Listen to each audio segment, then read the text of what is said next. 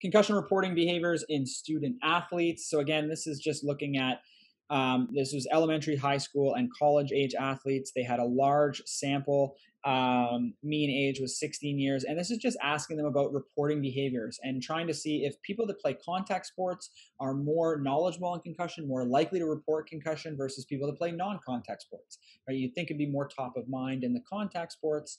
And they would probably be more likely to report it because they're more aware of it. Well, here's the results.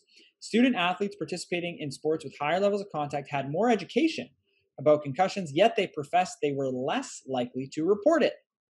The most common reasons athletes chose not to report were not wanting to miss the game and not wanting to let the coach down.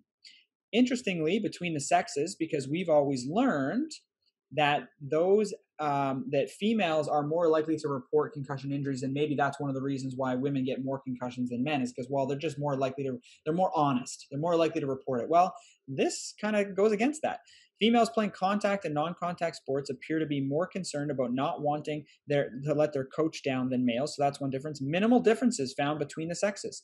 Females being just as unlikely or sometimes more unlikely to report a concussion than males. So conclusions.